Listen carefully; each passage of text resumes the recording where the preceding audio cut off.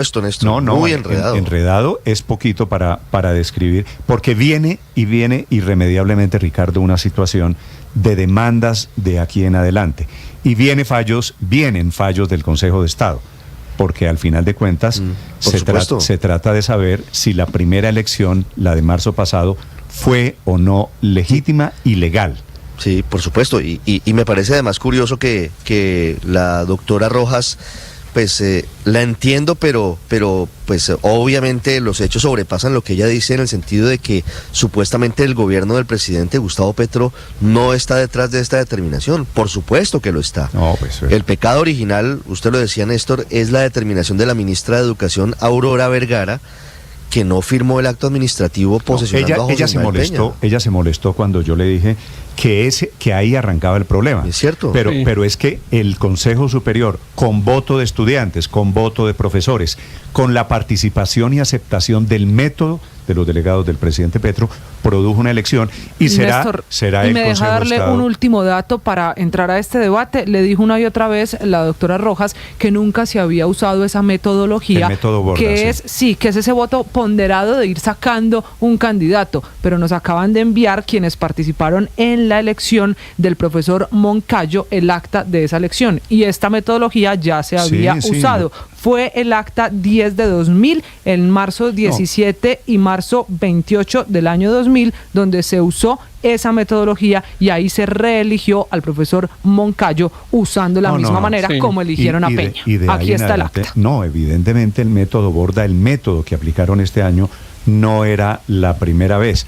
Pero claro, perdieron. Sí, lo que la doctora Rojas dice es que lo que no lo habían aclarar. usado, digamos, como un método intermedio, digamos, y después de usarlo para medir las tendencias, como dijo ella, pues votaban por todos los otros candidatos. Yo no sé cuál será la verdad. ¿Cuál será la verdad? Es el mejor método. Es posible que a mí no me guste el método Borda, pero es que lo aceptaron y eligieron rector con una metodología sobre la cual participaron. Sí. De acuerdo, pero como usted lo señala, Néstor, y lo decía también Ricardo, pues aquí lo que quedamos es en un pleito. Abogados es lo que se necesita para un tema que es dificilísimo resolver, para nosotros los abogados de resolver, si el acto administrativo nació a la vida jurídica o no, como decía la doctora Rojas, generó o no derechos. Ella explicó muy bien, además me sorprendió, digamos, su conocimiento jurídico, porque como ella lo dijo, ella es una enfermera que está haciendo un doctorado en la Universidad Nacional, pero daba una explicación mejor que la que podría dar el 90% de los abogados desde la perspectiva y de la interpretación que ella daba, que es que el acto no se había perfeccionado y que mientras no se hubiese perfeccionado se podía modificar. Miren, Néstor, esto se parece un poco al pleito con el tema de los pasaportes. ¿Se acuerda usted de que lo adjudicaban, no lo adjudicaban? El gobierno mismo corregía sus decisiones, etcétera. Jurídicamente es una cosa parecida. Si hubo un acto pero vaya, Héctor, vaya más a lo jurídico. Políticamente es parecido, porque es la descalificación, es meternos en un debate pero técnico. Jurídicamente es parecido porque recuerde usted que hubo un acto de adjudicación de la licitación. Es que por política terminan utilizando un inciso, creando un debate eminentemente técnico, porque queremos sacar a Thomas Gregan Sons, porque queremos sacar a Ismael Peña, cuya votación avalamos y aceptamos. Claro, tiene usted razón en eso. Digamos, en lo jurídico, pues yo voy a esperar el Consejo de Estado, digamos, me parece que eso es muy fino realmente la argumentación, y uno podría razonablemente ponerse de un lado o del otro, y me parece, pero espero que el Consejo de Estado decida, pues más pronto que tarde, sobre si efectivamente se podía o no corregir la actuación porque no se había terminado, o si, como usted se lo señaló a la doctora Rojas, tal vez en la última pregunta, ya se había producido el hecho y no se podía revocar, salvo que se contara con la anuencia de la persona a la que le habían surgido los derechos, que era el profesor Peña. Pero eso lo decidirá el Consejo de Estado. Lo que queda es, para la discusión, digamos, es el tema político de qué tanto influyó, digamos, la participación del gobierno y qué tan conveniente es que eso hubiese ocurrido de la manera como ocurrió. En eso, pues también hay de parte y parte, porque es cierto que, bueno, la propia ley es la que autoriza la intervención del gobierno, dándole nada menos que 3 representantes en el Consejo Superior Universitario al gobierno. Entre otras cosas, una de las reivindicaciones más importantes de lo que llaman la constituyente universitaria es sacar a los gobiernos de los consejos superiores. Claro. Vamos a ver si lo logran. Habría que modificar pues, la ley y sacarlos, porque evidentemente hay un problema que es grave, porque como lo decía, solo déjeme decir la última frase en esto, porque como lo decía la doctora María Alejandra, los otros gobiernos, todos de aquí hacia atrás, en los 30 años de vigencia de la Constitución, han intervenido en la elección del rector, y prácticamente todos han sido elegidos justamente porque la mayoría se ha conformado con la anuencia, con la participación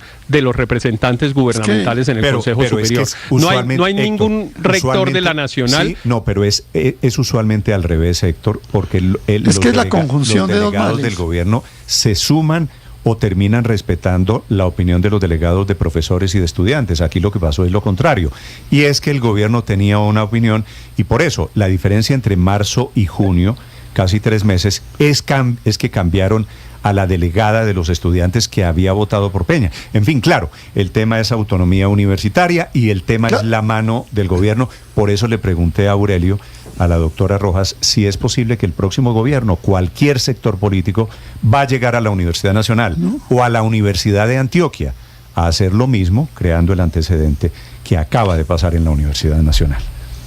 Es que es la conjunción de 2 males. Uno, el que estamos detectando desde hace rato, que es la inconveniente presencia del gobierno en las universidades, en su gobierno, en el manejo de las universidades. Eso es inconveniente, y es más inconveniente aún con tener 3 delegados de 8.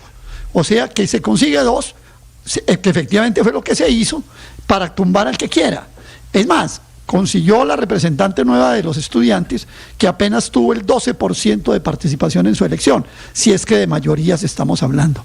Néstor, es la conjunción de 2 males que atentan contra la autonomía universitaria. El primero ya está claro y es estructural, y lo ha mencionado Héctor, pero el segundo, sobre el que yo quiero enfatizar, son la cantidad de vericuetos que el gobierno nacional, atentando contra la autonomía universitaria, tuvo que recorrer para imponer al rector de sus simpatías. Es que fíjese usted que lo que la doctora Rojas, que pareciera estuviera haciendo el doctorado en enfermería jurídica, la doctora Rojas tuvo que citar artículos del contencioso y cosas así, para poder recorrer una cantidad de vericuetos que, entre otras cosas, se traducen en lo siguiente. La ministra, que se opuso al método, pero que al final lo aceptó y actuó dentro del famoso método de elección de descarte, hizo una que era: no legalicemos el acto administrativo no firmando el acta, y al no firmar el acta no se genera el acto administrativo y lo puedo reemplazar. Inicialmente lo intentó reemplazar con el ministro de Cultura encargado, pero como eso no le funcionó, esperó a cambiar al representante del Consejo Nacional de Universidades, al doctor Moncayo, quitó a Rosanía y puso Moncayo, eligió la representante estudiantil, y ahí sí procedió. Y vale la pena la paradoja, ¿no? Moncayo, que fue el voto definitivo para hacer esto, fue precisamente el que fue elegido como rector en el año 2000. Y el vicerrector de Moncayo, óigalo bien, ¿usted sabe quién era el vicerrector de Moncayo en el año 2000? ¿Quién era? Leopoldo Munera. Munera, claro. Leopoldo Munera fue el vicerrector de sede Moncayo. En Bogotá, claro. Claro, por supuesto, ahora, vicerrector de sede. O sea que Aurelio, Munera fue elegido como vicerrector a partir del método Borda en el 2000 de Moncayo. Es un verdadero galimatías, un verdadero laberinto en el que se metió Aurelio, el gobierno para querer imponer el rector de sus simpatías. Entiende que entiende del tema. Este método Borda del que estamos hablando no es ningún Borda colombiano. No es un señor Borda de Chapinero, o no es un señor Borda de Medellín. Este era, Aurelio, un profesor, un matemático francés que se inventó hace muchos años el método Realmente Borda. Se debe decir Borda, ¿no? Bueno, Borda, el método se debe decir Borda con... Borda, ¿le correcto, bien? Borda, así es. Bueno, sí, está bien, así. 7 de la mañana, 44 minutos. Pour parler français, il faut mettre la bouche à la française. ¿Ok? Très bien. Merci beaucoup. Néstor, aquí nos podemos aquí nos podemos quedar desmenuzando el código administrativo y encontrando un artículo para justificar cada una de las irregularidades. Mire, si yo hubiera votado en la Universidad Nacional como estudiante, hubiera votado seguramente por el profesor Múnera, pero tengo que decir con toda claridad que su elección ayer fue irregular, como fue irregular la elección en la posesión de Peña. Y cada uno de esos dos bandos, cada uno de esos grupos, lo que está haciendo son acrobacias jurídicas para justificar un atropello. Lamentablemente la Universidad Nacional, Néstor, se está convirtiendo en un reflejo de lo que es el país hoy, que es un país polarizado, de tierra arrasada. Todos juegan juegos de suma cero. A todo el mundo se le olvidó que es posible también jugar juegos donde todos ponen y todos ganan. Hay que arrasar al otro, deslegitimarlo para poder imponerse. Y es lamentable que esto llegue a la academia, porque lo que sí queda con este antecedente, Néstor, a pesar de que la doctora enfermera que muy educada y con un conocimiento jurídico profundo y además unas convicciones nos explicó acá, desmenuzando el código administrativo, pero no reconoció una realidad inevitable y que es muy peligrosa, y es que este es un antecedente para que cualquier otra mayoría política que llegue al país, cuando cambie las mayorías del Consejo Superior Universitario, puede elegir un nuevo rector. Y claro, se va a inventar que es que el acto no estaba perfeccionado, que había una ventana porque el código, el artículo 2556... Cada cuento que se inventen y cada leguleyada va a darle mucho empleo a los abogados, desafortunadamente, pero no va a cambiar una realidad, es que estamos siendo incapaces de construir conjuntamente. No, porque todos terminamos. ¿Cómo así que desafortunadamente? Nos sirve un montón que haya tanto pleito a las oficinas de abogados. Luis Ernesto, es cierto, porque a punta de santanderismos terminamos defendiendo todo aquí. Lo que hay son posiciones políticas. Y el susto mío, se lo confieso, es que así como se sienten ganadores hoy el gobierno y se sienten ganadores unos estudiantes de la Universidad Nacional, cuando llegue la próxima vez, en 4 años o en 8, no sé, porque hay péndulos en política, cuando llegue un gobierno de derecha, va a querer hacer lo mismo y van a querer poner pero por un eso es rector importante, de sus afectos políticos. Pero por eso es importante las decisiones de la justicia, porque cuando usted dice van a querer, pues seguramente van a querer, todos van a querer, siempre quieren, los que gobiernan siempre tomar las decisiones, por supuesto, y revocarlas de los anteriores, y no respetar el contrato que firmó el anterior, que porque no les gusta que la troncal de la séptima sea de tal manera, sino de otra, entonces es mejor no acepten el contrato, cámbienlo. Todas esas cosas han pasado y van a seguir pasando en la historia de Colombia. Aquí gobernó Uribe de la derecha, y aquí gobernó Santos, y gobernó Pastrana, y gobernó Gaviria. La toma de un gobierno de la Universidad Nacional no había pasado. Y yo lo que sospecho... sí había pasado, Néstor, por una razón, porque como ya le expliqué, todos los rectores desde la vigencia... el gobierno tenía 3 votos que no son mayoría. Aquí lo que el gobierno hizo fue convertir 3 votos a las patadas, a los coñazos en mayoría. Bueno, pero eso mismo podría decirse de los otros. Los otros nunca había habido esta polémica, Héctor. No había habido... Los otros participaron en la elección de los rectores, los otros gobiernos participaron en la elección de los rectores, conformando unas mayorías. Unas mayorías, porque en las universidades públicas, permítame, Andrés, un momentico, en las universidades públicas mismo, siempre Héctor, ha habido... tendríamos 2 elecciones de rector en 2 meses. Para comenzar por ahí. Pero las elecciones anteriores también han sido demandadas ante el Consejo de Estado, y discusiones en las elecciones siempre las hay. Eso no hay discusión. Controversia como esta yo no recuerdo. Pero Andrés, permítame un segundo. En otras universidades públicas pasan cosas parecidas y muchas veces derrotan a los gobiernos. Bueno, a este gobierno lo acaban de derrotar hace 2 meses por ahí en la elección de la Universidad de Antioquia. El gobierno tenía un candidato a rector que era distinto al actual rector que quería reelegirse, y efectivamente la mayoría universitaria lo reeligió. No han podido elegir rector en la Universidad Tecnológica de Pereira porque ninguno de los 2 bandos ha logrado conformar una mayoría. Pero yo lo que quería decir es esto.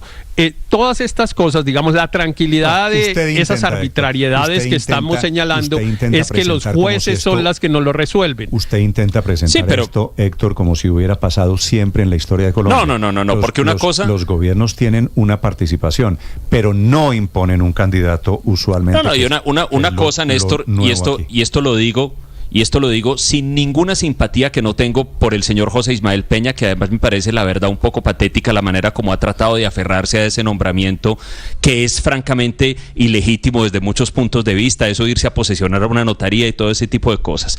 Pero no por eso yo puedo desconocer que lo de ayer es completamente diferente a lo del pasado. Es decir, en el pasado, ¿qué ocurría? Que los delegados del gobierno nacional en el Consejo Superior Universitario participaban en la elección, pero yo no sé desde cuándo no veíamos que un gobierno claramente metiera la mano para deshacer una elección ya hecha, o sea, con todos los pretextos jurídicos y lo que fuera, y para poner un rector de su simpatía y cercano a sus afectos. Mire, yo veía ayer en redes sociales gente, por ejemplo, de la izquierda felices porque el gobierno finalmente había metido la mano para poner ahí al rector que les gusta, que es Leopoldo Múnera, que es una persona llena de méritos, yo no lo voy a desconocer, y que tiene mucha simpatía entre muchos sectores estudiantiles también, y con una gran trayectoria académica también.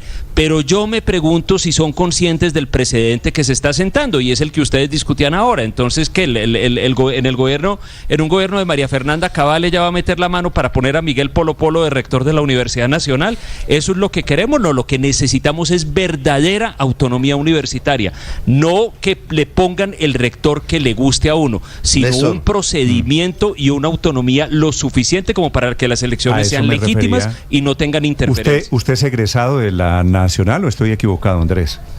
Yo soy egresado de la Nacional, sí señor, con muchas dificultades, pero sí. Y como egresado, ¿le gusta lo que está pasando? ¿Está de acuerdo? No.